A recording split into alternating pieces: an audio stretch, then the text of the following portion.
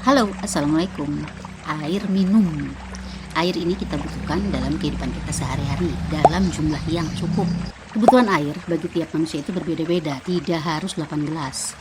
Disesuaikan dengan berat badan mereka, disesuaikan dengan tinggi mereka, disesuaikan dengan tingkat aktivitas mereka.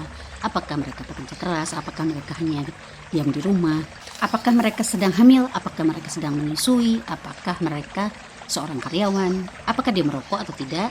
Termasuk kita melihat dari sisi cuaca, apakah kita tinggal di daerah yang bercuaca dingin atau tinggal di daerah panas.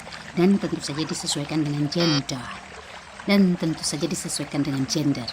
Apakah kita perempuan, apakah kita laki-laki. Karena kebutuhan laki-laki dan perempuan walaupun melakukan aktivitas yang sama, itu berbeda keperluannya.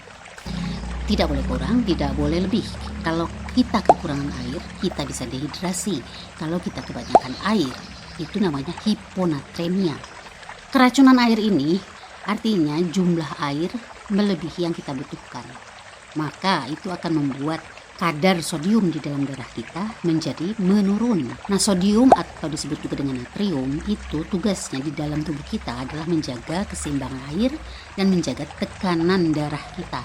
Maka ketika kita kebanyakan minum menyebabkan kadar sodium dalam darah kita menjadi rendah dan bisa mengakibatkan kita jadi pusing-pusing sampai mual-mual, muntah, dan tahap yang lebih serius adalah kita bisa jadi kayak orang linglung, bingung, bisa kram otot, bisa lemas, sampai bisa kejang dan kesadaran kita bisa menurun.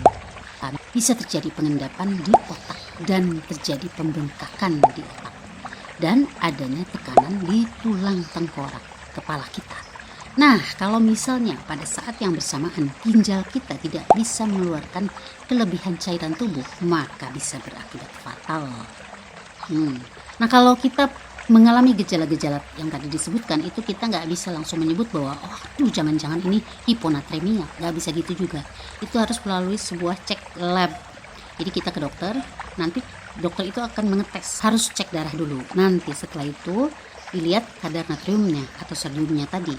Setelah itu baru tes urin untuk memastikan apakah di darahnya saja yang bermasalah atau di darah dan di urin yang bermasalah. Nanti dokter akan tahu kadar natrium kita sehingga kita bisa tahu apakah kita hiponatremia atau bukan. Maka mengkonsumsi air memang harus dalam jumlah yang cukup, sedang saja, tidak kurang, tidak lebih. Berarti benar apa kata Vetivera, sedang saja. Banyaknya air atau kurangnya air yang masuk ke dalam tubuh kita itu bisa kita cek melalui urin kita. Makanya kita harus tahu warna apa urin kita. Kalau urin kita berwarna kuning tua atau oranye gelap, itu artinya kita masih kekurangan air. Jadi dia itu terlalu pekat. Nah, kalau asupan air kita sudah cukup, berarti warna urin kita bening. Kalau kita kebanyakan minum, kebanyakan air, itu warna urin kita kuning terang, kuning transparan. Mangga, silahkan dicek urin masing-masing. Semoga hasilnya bagus ya, dan kita semua dalam keadaan sehat. Salam sehat buat semuanya, semoga bermanfaat. Assalamualaikum. Kepo Channel.